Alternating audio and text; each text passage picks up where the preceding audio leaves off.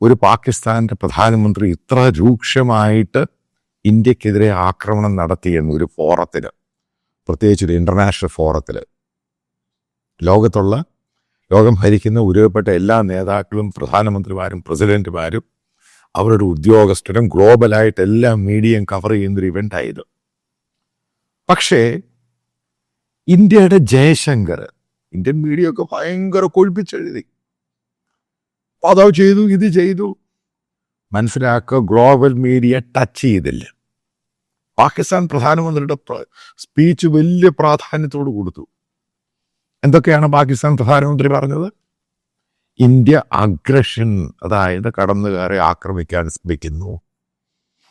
ഇന്ത്യയുടെ തിരിച്ചടിച്ചപ്പോൾ 7ഓളം ഇന്ത്യയുടെ ജെറ്റ് എയർക്രാഫ്റ്റുകൾ പോയി. ബേസിക്കലി ഇത് റിയാലിറ്റി എന്ന് എന്നോട് ചോദിച്ചു കഴിഞ്ഞാൽ, ഞാനൊരു ഒരു പ്രൊഫഷണൽ ജേർണലിസ്റ്റാണ്. പക്ഷെ ഇന്ത്യക്ക് നെഗറ്റീവായിട്ട് വരുന്നതൊന്നും ഞാനത് ഇപ്പോൾ പൂർണ്ണമായിട്ട് തള്ളിക്കളയുന്ന ഒരാളാണ്. അതാദ്യം മനസ്സിലാക്കുക. കാരണം ഏറ്റവും കൂടുതൽ അതിൻ്റെ ദുഃഖം ഉണ്ടായത് എനിക്ക് തന്നെയാണ്. കാരണം റിയാലിറ്റി എനിക്കറിയാം എന്താ ഉണ്ടായത്.